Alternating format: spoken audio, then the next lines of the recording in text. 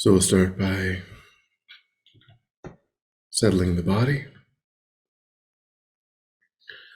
finding a stable, comfortable, upright position, serviceable for meditation. So we keep our feet flat and our back straight, torso open, hands in the lap, right over left, the palms upturned and the thumbs gently touching.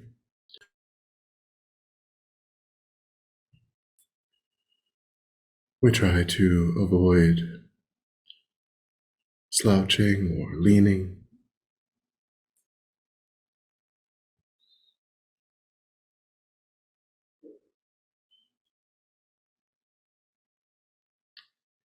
We also let go of any unnecessary tension in the body.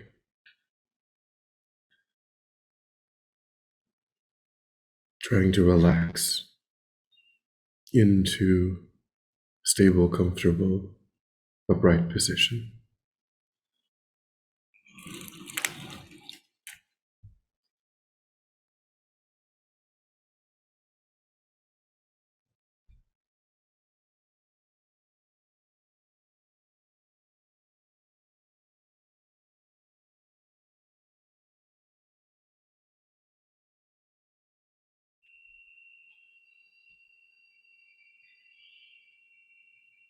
Try to let go of attending to the outside,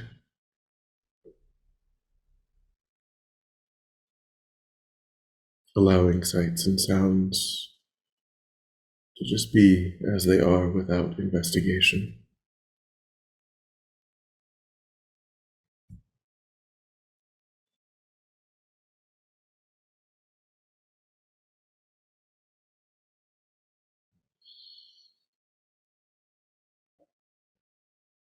Try to constrain your awareness to the body and mind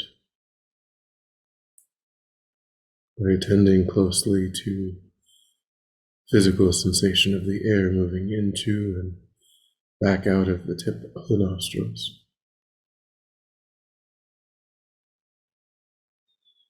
Noticing quickly when anything other than that one physical sensation is arising in the mind, and without judgment or frustration, lifting your awareness up from that distraction and placing it gently but firmly again and again on the breath.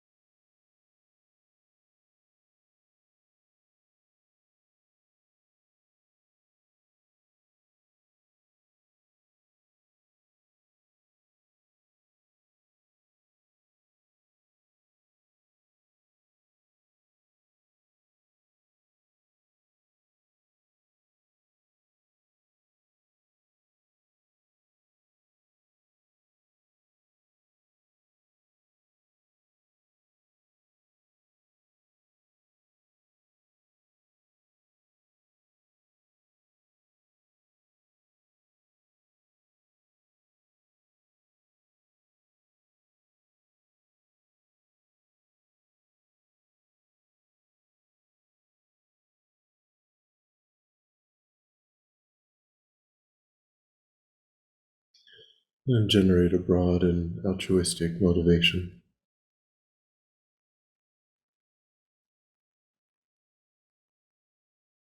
thinking of the kindness of all sentient beings, all the ways in which we benefit from their activities,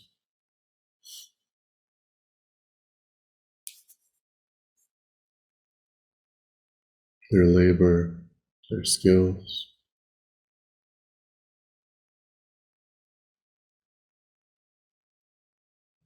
and how we've benefited lifetime after lifetime.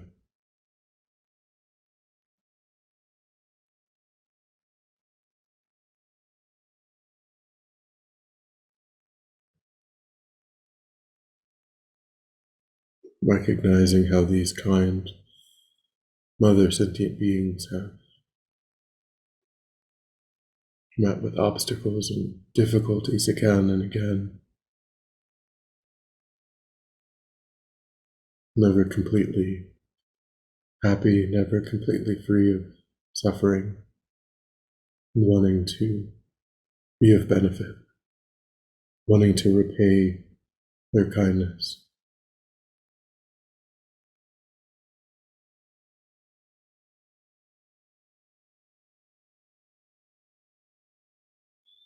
And thinking of developing our own good qualities,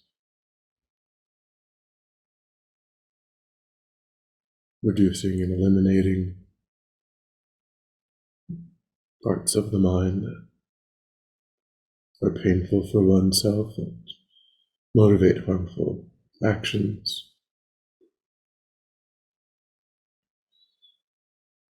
is the best way to be of benefit to sentient beings.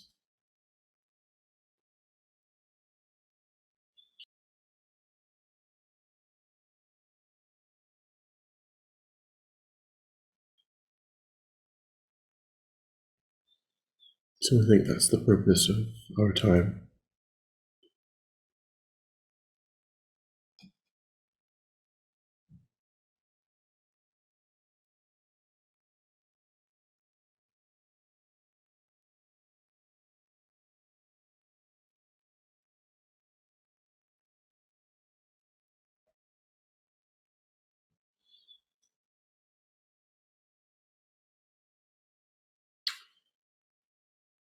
Now we'll begin a couple sessions of understanding for immeasurable prayer in greater detail, something that we may be reciting as part of a practice, or we may be reciting from time to time in teachings,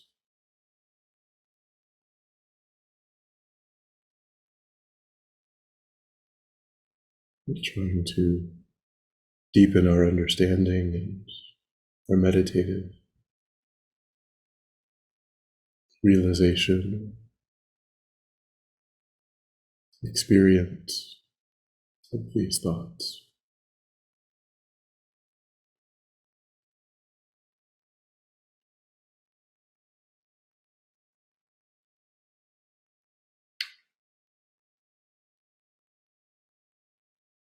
So we are advised to begin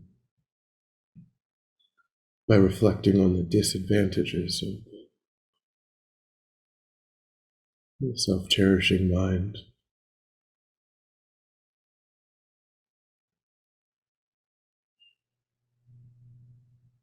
the mind that seeks only one's own benefit, that only looks out for oneself, the narrow, constricted, egoistic self-preoccupation.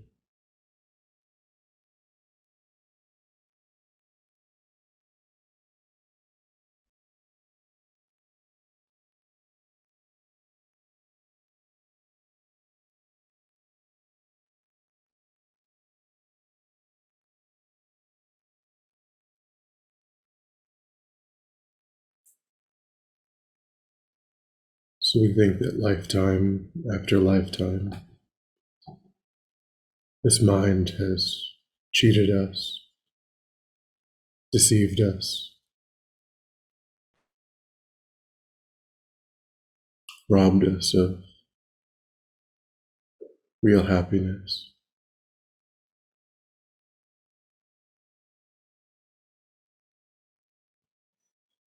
causing us to disregard the needs of others,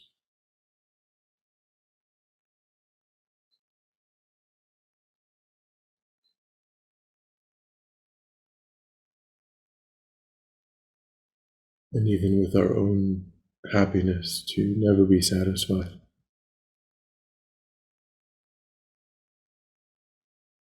to always obsess over more and better,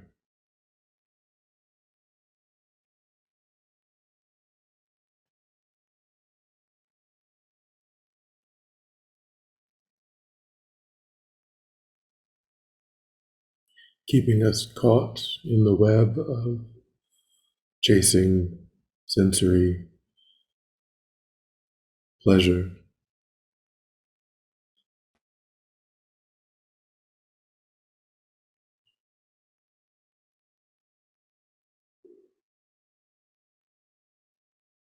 never giving us the space of mind to truly develop our potential.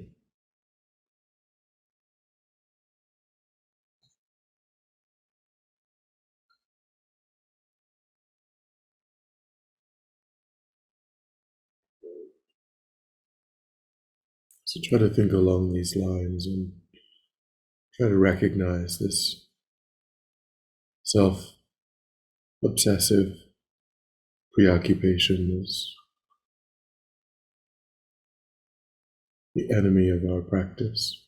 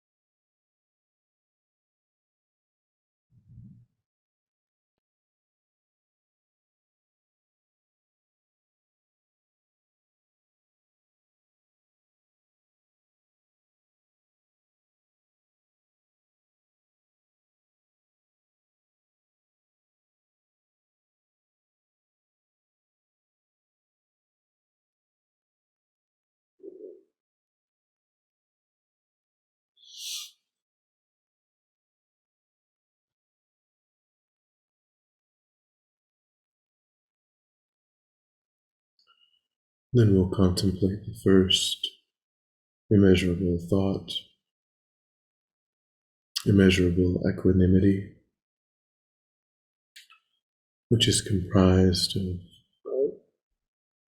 the immeasurable wish, which is how wonderful it would be if all sentient beings were to abide in equanimity, free from the discriminating thoughts of anger and attachment that hold some close and others distant. And then the immeasurable prayer, may they abide in equanimity. And the immeasurable thought of taking responsibility, I myself will cause them to abide in equanimity.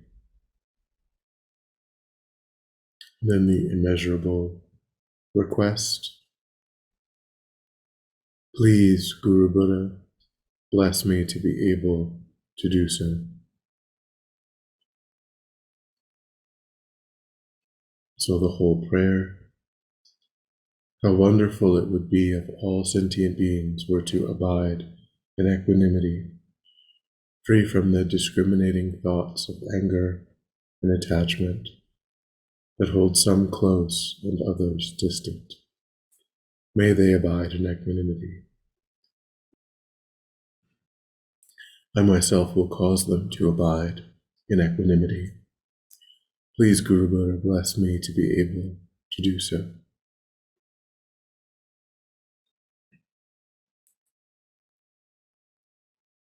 So in deepening our understanding of this immeasurable thought, you can think of all of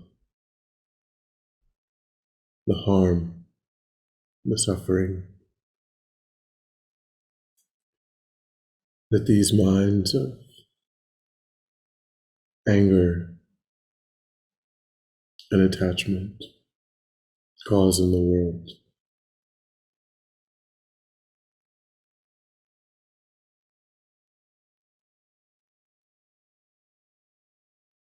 How many problems sentient beings face, the wars, the conflicts, the murders,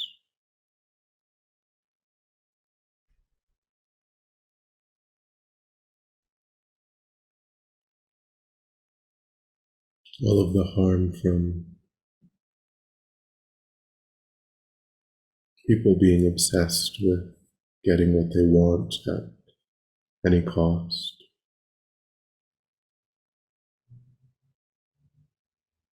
Greed and jealousy.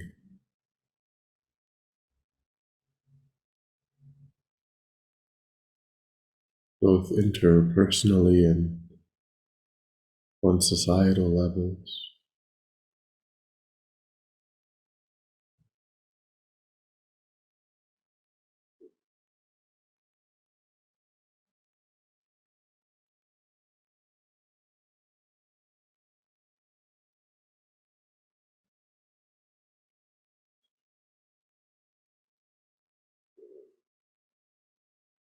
Try to think in one's own life, the lives of people you know,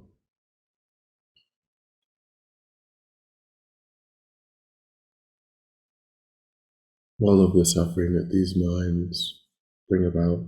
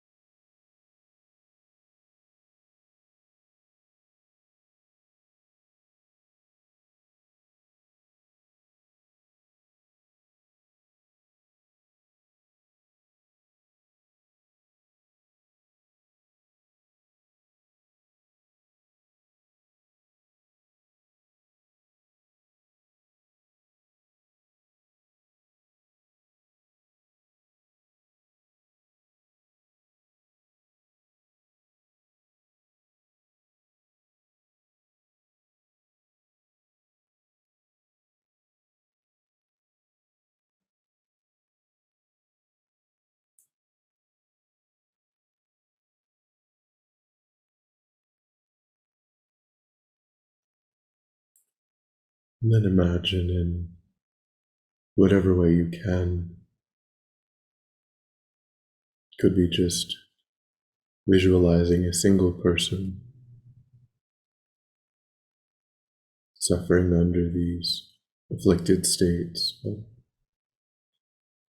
imagine taking on that suffering, visualizing it as a kind of pollution.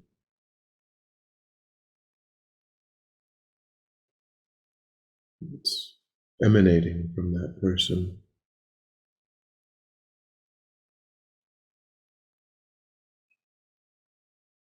And then think that you give that to the self-cherishing mind, your own self-cherishing mind, which you visualize as a dark seed in the center of your chest.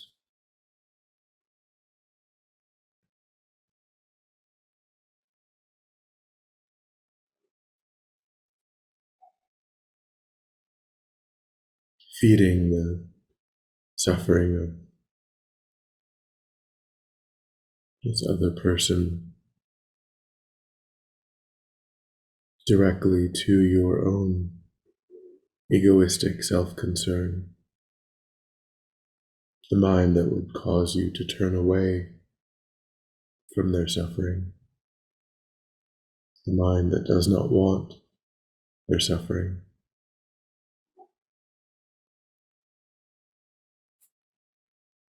Imagining this pollution being drawn into this dark seed,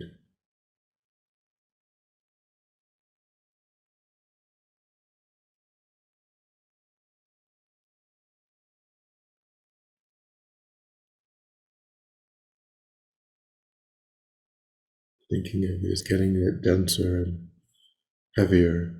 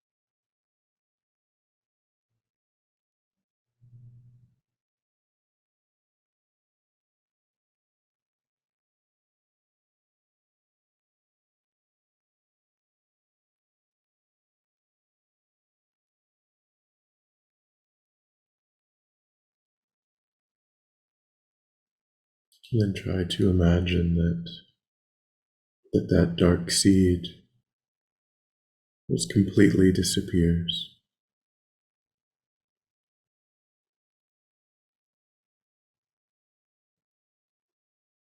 You're left with a kind of openness,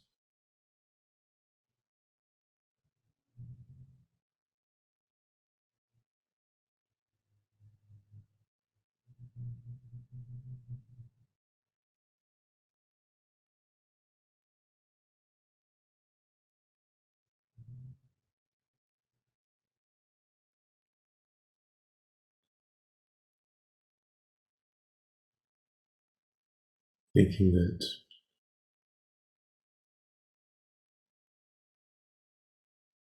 that view, that opinion of oneself as so solid and so real, the thoughts, the needs, so important. It's just a way of thinking.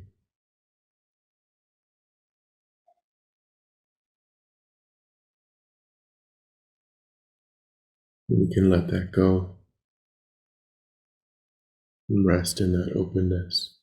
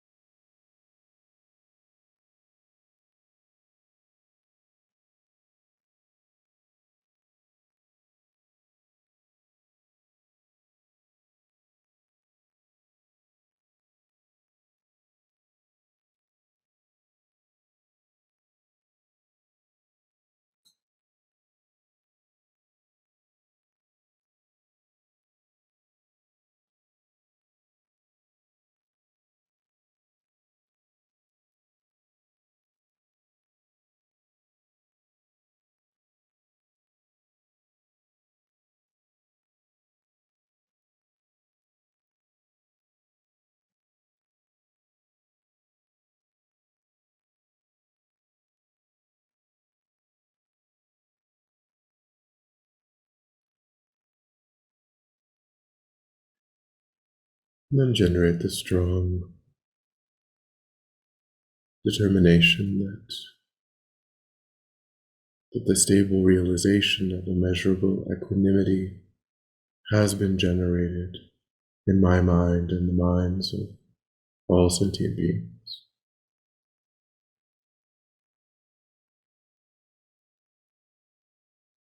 Feel great joy.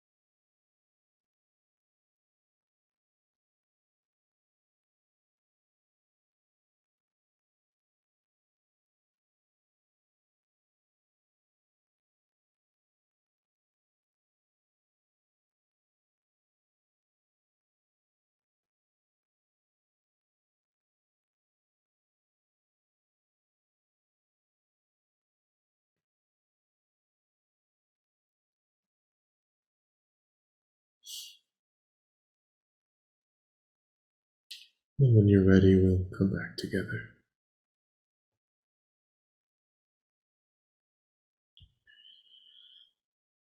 And then we'll dedicate. We'll try to maintain that awareness, that openness, thinking that the I who is dedicating is not that same narrow, egoistic mind,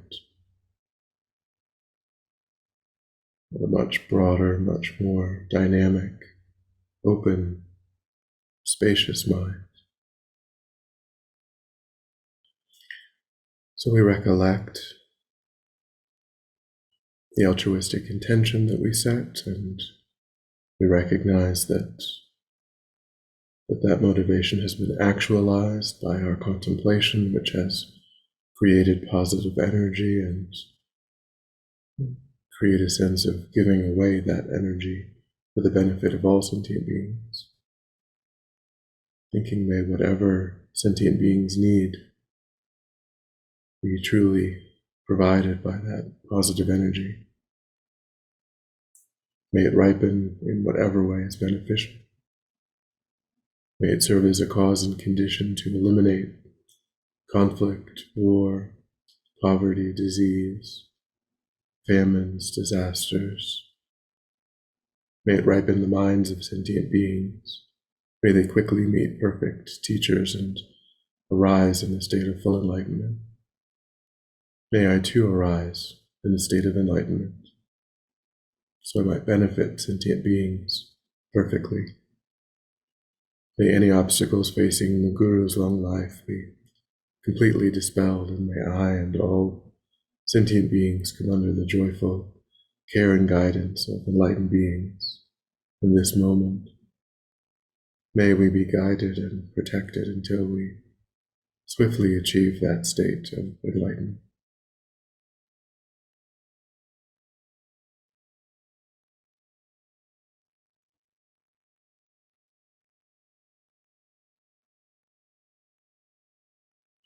Thank you.